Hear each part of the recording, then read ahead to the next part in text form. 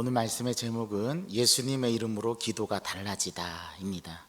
예수님의 이름으로 기도가 달라지다입니다.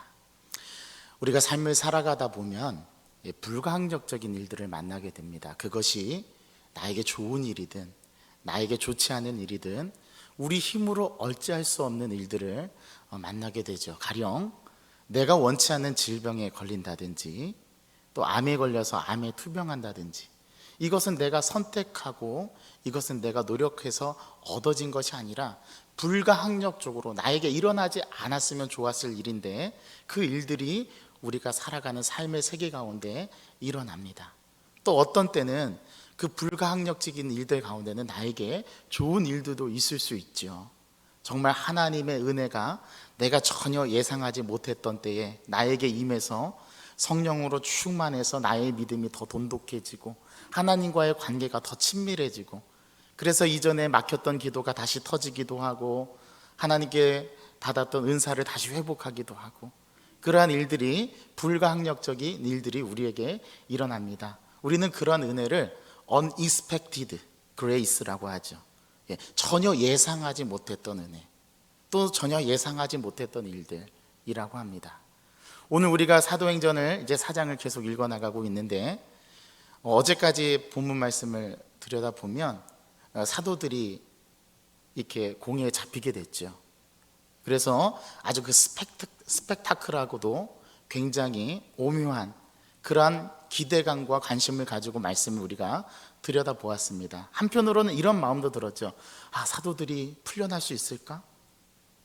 하나님의 말씀을 전하는 이 사도들이 공회에 잡혀서 또 위협을 당하고, 너희들 앞으로 예수 그리스도를 전하지 마, 한 번만 더 전하면 너희들 가만히 두지 않을 거야 라는 위협을 당하고, 때로는 잡혀서 모진 매질도 당하고, 이러한 일들이 초기 교회에 있었단 말이죠.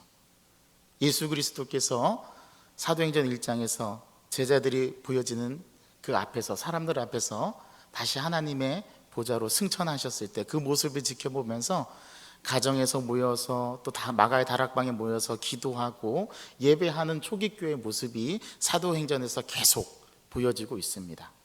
자, 오늘 말씀의 첫 절은 이렇게 시작하죠. 사도들이 노임에. 그렇다면 이 말씀을 역으로 뒤집어 보면 사도들이 잡혔다라는 거예요. 자, 여러분, 왜 사도들이 잡혔는지 그 이유는 다 아시죠? 3장 1절에부터 소개된 하나의 사건을 다루고 있습니다. 성전 미문에서 베드로와 요한이 제9시의 기도 시간에 올라가다가 성전 미문에서 구걸하던 한 거린을 만나게 되죠. 그런데 이 거린은 단순한 거린이 아니라, 단순한 구걸을 하는 사람이 아니라 날 때부터 걷지 못했던 사람, 보행이 어려운 보행 장애자를 만나게 됩니다. 늘상 일상에서 벌어졌던 일이었어요. 그런데 이 나면서 걷지 못했던 이 사람이 베드로와 요한을 만나게 됨으로써 한 사건이 벌어집니다. 어떤 사건이 벌어지는지 다 아시죠? 이미 우리는 말씀을 묵상하고 다 그 본문의 내용을 알고 있습니다. 이 나면서 걷지 못했던 사람이 베드로와 요한을 통해서 내가 너에게 은과 금을 줄 거는 없지만 내가 가진 이것으로 너에게 준다 하면서 말했던 한마디, 그게 뭐였죠? 예수의 이름으로, 나사렛 예수의 이름으로 일어나 걸으라 였습니다. 놀라운 기적이 펼쳐진 거죠. 예수님께서 살아계셨을 때 하셨던 그 기적을 사도들이 승계받아서 사도들도 동일하게 예수님과 같은 표적과 기적을 일으키는 거죠. 자, 그런데 한 가지 불편한 사실이 있습니다. 우리가 계속 사도행전 2장부터 마가의 다락방에 모여서 사도들과 120문도가 성령의 충만함을 입지 않았습니까? 그때 사도 베드로라는 사람은 우리가 잘 아는 바와 같이 예수님께 아주 그 유명한, 우리가 익히 다 잘 알고 있는 신앙 고백을 한 인물이었지만, 예수님께서 체포당하시고 신문당하실 때 멀찍이 뒤를 따라가서 바라봤을 때 예수님과 눈이 마주쳤던 그 순간 그는 다굴기 전에 예수님을 모른다고 3번이나 부인했던 인물이 바로 베드로였습니다. 그런데 사도행전에 우리가 읽고 있는 베드로는 전혀 다른 베드로예요. 예수님을 부인했던 베드로가 아니라 담대함을 가지고 복음을 전하는 베드로란 말이죠. 어떻게 이렇게 달라졌을까요? 달라진 이유가 있습니다. 그 베드로와 요한이 이 옥에 공회에 잡히게 돼서 갇히게 된 거예요. 그래서 그들을 신문하고 위협하고 그들에게 더 이상 복음을 전하지 못하도록 엄포를 놓은 다음에 더 이상 그들을 가둬둘 이유를 찾지 못하고 더 이상 가두어 두게 되었을 때는 이 법적으로 문제가 생겨나기 때문에 그들을 놓아주게 된 것입니다. 자, 사도들이 노임을 받았습니다. 그 노임받은 사도들은 어떻게 했을까요? 공회에서 엄포를 놓고 위협한 대로 그들은 복음을 전하지 않았습니다. 맞죠? 아니요. 그들은 그렇게 하지 않았습니다. 그들은 더 담대함을 가지고서 사도들이 노임을 받은 이후에 간 곳이 어디냐면 그의 동료에게 가서 제사장들과 장로들의 말을 다 알렸습니다. 공회에서 있었던 일을 다 폭로한 거죠. 그랬을 때 이 소식을 들었던 그 동료들, 그들이 24절의 말씀에 보면 듣고 한 마음으로 하나님께 소리를 높여 기도하기 시작합니다. 아주 중요한 말씀이 나왔어요. 사도들이 놓였을 때 그 사도들은 공회의 위협과 엄포에도 불구하고 그들은 자기가 속해 있는 교회의 공동체로 돌아가서 이 사실을 알리고 합심으로 모여 기도하기 시작합니다. 이게 교회와 세상이 다른 점이에요. 이게 그리스도인과 세상 사람들과 다른 구별되는 표지 중에 하나. 어려움을 만나고 고난을 만나고 위협을 당하고 엄포를 당하는 이 상황 속에서도 그들은 모여 회의를 하거나 비상대책위원회를 열어서 어떻게 이를 대처할까, 그런 일을 도모하는 것이 아니라 그들은 전심으로 믿음의 동지들과 함께 무엇을 했다는 사실? 기도했다라는 사실입니다. 이것이 교회와 세상이 다른 구별되는 표지 중에 하나고 그리스도인들이 믿지 않는 자들과 구별되는 표지 중에 하나예요. 자고로 그리스도인들은 이래야 합니다. 오늘 이 영적인 원리를 오늘 이 본문 가운데 보여주는 거예요. 제가 말씀드렸죠. 우리들은 원하지 않든 원하든 불가항력적인 일들을 만나게 됩니다. 그 불가항력적인 일들이 가령 우리에게 좋지 않은 일들로 다가올 때 우리는 어떻게 합니까? 우리의 모습을 한번 돌아보시죠. 때로는 낙심합니다. 때로는 방황합니다. 때로는 지도자들이 모여서 비상대책회의를 만들기도 합니다. 그래서 저는 교회 안에서 회의하는 문화가 아주 많은 게 저는 바람직하지 않다고 생각하는 사람 중에 한 사람입니다. 오히려 고난을 만나고 위협을 만나고 어려움을 만났을 때 하나님 앞에서 살아가는 자들은 그 상황 속에서 굴복하거나 그 위협 속에서 압도당하는 것이 아니라 그것을 함께 모여서 기도함으로 하나님 앞에 서는 것, 이것이 저와 여러분들의 모습이 되어야 한다고 오늘 영적인 원리는 이 본문은 우리에게 가르쳐주고 있는 거예요. 여러분 믿으십니까?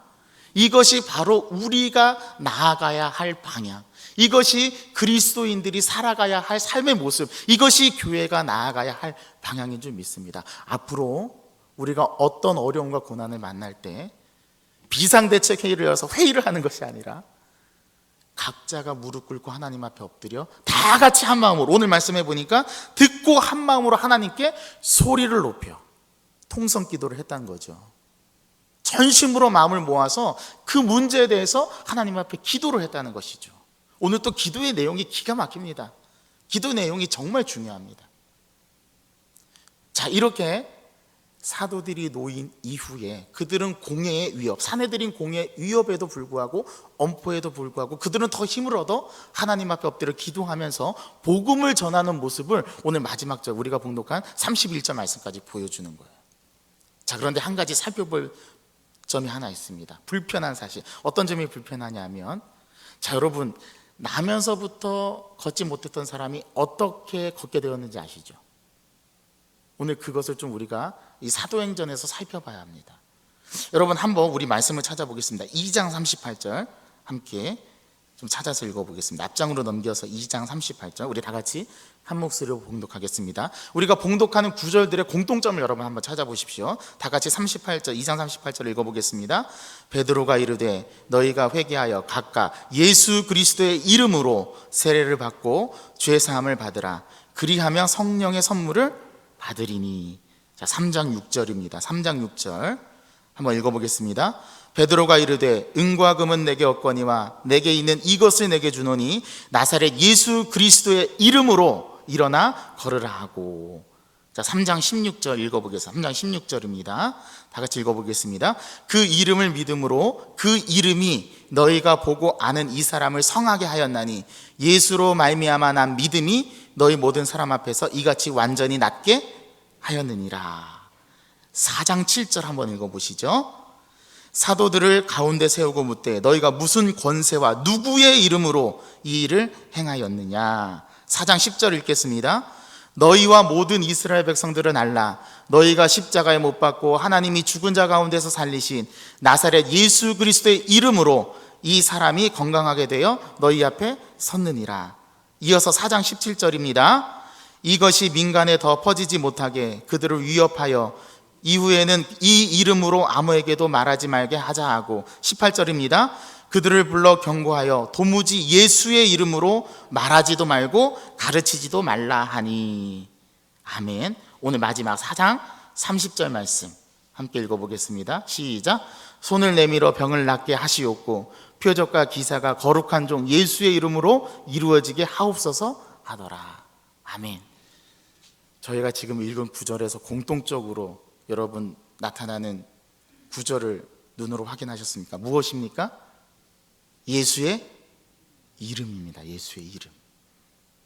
예수의 이름. 우리 어제 수요 기도회 때 찬양으로 고백했죠. 능력의 이름 예수. 그렇죠? 예수의 이름에는 능력이 있습니다. 예수님은 계시지 않아요. 그런데 이 나면서 걷게 된 사람이 무엇으로 완전하게 고쳐졌다고요? 예수의 이름으로, 그것을 믿는 믿음으로. 자, 이 말씀을 우리가 먼저 마음속에 새기고 오늘 이제 본문 말씀을 들여다봅니다.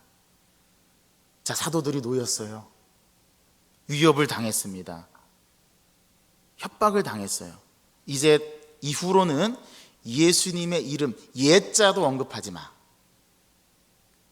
이름이라는 그 이름은 아예 입도 뻥끗하지 마. 사도들에게 엄포를 놓은 겁니다. 누가요? 누가 이런 엄포를 놓았죠? 그 당시에 유대 종교 지도자였던 사내들이 공회였던 제사장들과 지도자들이, 같은 유대교 안에 머물렀던 지도자들이 두려움을 느낀 거예요.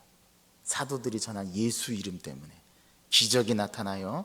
예수의 이름으로 인해서 놀라운 일들이 벌어지고 회심하고 예수 그리스도를 영접해서 믿는 신도의 수가 베드로가 설교했을 때 3,000명, 그리고 솔로몬 행각에서 설교했을 때 남자만 5,000명. 위협을 느낀 거예요. 두려움을 느낀 거죠. 자, 그런데 오늘 두 가지 종류의 두려움이 있습니다. 첫 번째는 유대 종교 지도자들도 두려움을 느꼈어요. 누구 때문에? 베드로와 요한 때문에. 그들이 전한 예수 때문에. 자, 그런데 그것 때문에 베드로와 요한 사도들을 위협하고 협박하고 엄포를 놓아서 두려움을 그들에게 줬던 사도 베드로와 요한은 풀려난 이후에 그들의 공동체로 돌아가서 이 사실을 다 알리죠. 이 공동체가 그 얘기를 듣고 그들도 두려웠을 것입니다. 그렇죠? 근데 전혀 다른 두 가지의 두려움이 있습니다. 첫 번째는 종교 지도자들이 자신들의 기득권을 협박하고 위협하는 두려움, 예수의 능력으로 인해서. 또 하나는 그것 때문에 믿는 자들을 핍박하고 사도들을 가두고 협박으로 인해서 오는 두려움. 자, 그런데 이 두려움을 사도들과 그와 함께한 동료들은 어떻게 대하는지 오늘 그 말씀을 보겠습니다. 24절의 말씀입니다. 다 같이 한 목소리를 읽겠습니다. 그들이 듣고 한 마음으로 하나님께 소리를 높여 이르되 대주제여 천지와 바다와 그 가운데 만물을 지은 이시요. 예, 그들이 기도하기 시작했어요. 근데 이제 기도의 내용이 나오는데 잘 살펴보셔야 됩니다. 먼저는 하나님 앞에 기도할 때 주님을 부르죠. 대주제요. 대주제예요. 제가 이것을 헬라어 원어로 보니까 데스포테스라고 되어 있습니다. 여기서 영어에 데스팟이 나왔어요. 전제군주, 이게 좀 좋지 않은 용어로 폭군이라는 뜻이기도 합니다. 이 용어가 바로 이 헬라어의 어원을 두고 있는데요, 대주제여, 이 고백은 어떤 고백이냐면 바로 권위를 가지고 이 세상의 모든 만물을 통치할 수 있는 통치자란 뜻입니다. 하나님을 정확하게 그렇게 기도하는 자들이 하나님, 자기들의 기도의 대상이 누구인지를 알고 기도하고 있는 거예요. 자, 그들의 두려움은 어떤 두려움이 있을까를 상상하면서 계속 보겠습니다. 또 시편 말씀을 인용해서 이렇게 얘기하죠. 어찌하여 열방이 분노하며 족속들이 허사를 경영하였는고. 그러면서 이 시편 말씀을 인용해서 예수를 십자가에 못 박게 내어줬던 헤롯과 본디오 빌라도와 이방인들을 싸잡아서, 또 이스라엘 백성들을 싸잡아서 고발하는 기도를 합니다. 여러분, 이 스탠스를 정확하게 여러분들 파악을 하셔야 돼요. 지금 기도의 내용이 하나님 큰일 났습니다, 지금 공회에서 우리를 위협하고 우리에게 엄포를 놓았습니다, 저들을 죽여주십시오, 그런 기도를 드린 게 아니에요. 그 무리들을 향해서 정확하게 구약 성경에 예언된 내용을 가지고 하나님 앞에 기도하기 시작합니다. 간구하기 시작합니다. 우리는 만약에 나에게 위협을 가하고 나에게 엄포를 놓고 나에게 불이익을 주는 어떤 대상이 나의 눈앞에 있다면, 저는 기도할 때 하나님, 저 나쁜 사람을, 저 놈을, 저 XX를 제발 좀 하나님께서 처단해 주십시오, 그렇게 기도할지도 모르겠어요. 그런데 오늘 위협을 당한, 두려움을 느낀 이 사도들의 공동체, 예루살렘 공동체는 하나님 앞에 철저하게 말씀에 근거해서 기도하기를 시작합니다. 여러분, 기도할 때도 어떻게 기도하는가가 참 중요합니다. 말씀을 가지고 기도하는 거예요. 근거를 가지고 기도하는 거예요. 정확하게 계시된 하나님의 말씀을 가지고 기도하는 겁니다. 오늘 이렇게 기도하는 저와 여러분 되기를 바랍니다.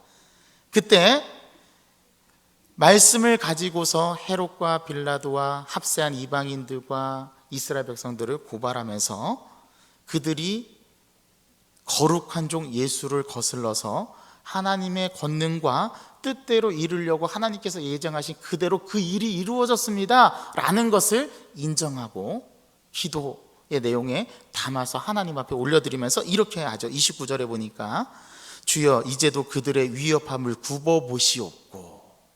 이 상황을 하나님께서 이해해 주시고 우리가 놓인 이 처지를 하나님께서 이미 아십니다 라는 기도의 내용인 거예요. 그러면서 또 이렇게 얘기하죠. 또 종들로 하여금 담대히 하나님의 말씀을 전하게 하여 주시오며. 저 나쁜 사람들을 주님께서 없이 하여 주십시오, 처단해 주십시오, 하나님 저들을 아주 하나님께서 벌하여 주십시오, 그런 기도를 올려드린 게 아니에요. 오히려 더 담대하게 말씀을 전하게 해달라고, 이러한 위협과 이러한 엄보 속에서도 더 담대히 하나님의 말씀을 전하게 해달라고 오늘 기도하는 내용입니다. 그럼 어떻게 이런 기도를 할 수 있을까요? 저 오늘 말씀을 준비하면서 너무 신기하고, 이게 영적인 원리구나. 나를 저주하고 나에게 고난을 가하고 나에게 위협을 가하는 대상에게 그들을 굽어 살펴주시고 하나님께 맡깁니다, 그런 의미인 거예요. 그리고 그들을 저주하고 하나님 그들을 죽여주십시오, 그런 기도, 그런 청원을 드린 게 아니라 오히려 우리가 더 이런 상황 속에서도 담대하게 복음을 전하게 해달라고 이 기도를 드린 거예요. 여러분, 놀랍지 않습니까? 이게 영적인 원리예요. 우리에게 고난이 찾아왔을 때 우리가 이러한 삶의 자세, 이러한 하나님 앞에서의 태도를 가져야 한다고 오늘 본문은 우리에게 말하고 있어요. 또 보십시오. 30절의 말씀입니다. 손을 내밀어 병을 낫게 하시옵고. 누가 하셨던 사역이죠? 예수님이 손을 잡아 일으키셨더니 달리다굼 소녀야 일어나라. 베드로의 장부 열병을 치유할 때도 손을 잡아 일으키시고, 에게이로, 이건 부활의 용어입니다. 예수님께서 부활하실 때 에게이로 일어나 라는 이 헬라어 단어가 쓰였는데, 오늘 여기서 손을 내밀어 병을 낫게 하시옵고, 표적과 기사가 거룩한 종 무엇으로요?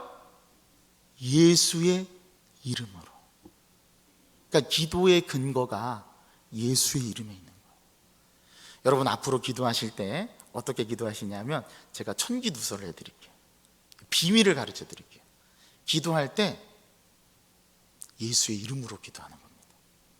내 의지와 내 생각으로 하는 게 아니라 정확하게 예수의 이름으로. 그리고 기도했다면 그걸 어떻게 해야 된다고요? 100% 신뢰하고 믿어야 합니다.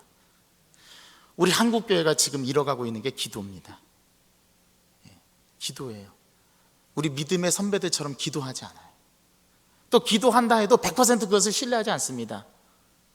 우리가 기도의 자리를 떠났을 때 우리는 또 그 기도가 언제 내가 하나님 앞에 드렸냐는 듯이 그 기도의 능력을 상실하고 우리가 다시 과거로 돌아가서 일상 속에서 살아갈 때가 있어요. 100% 신뢰하잖아요. 그러니까 기적이 일어나지 않죠.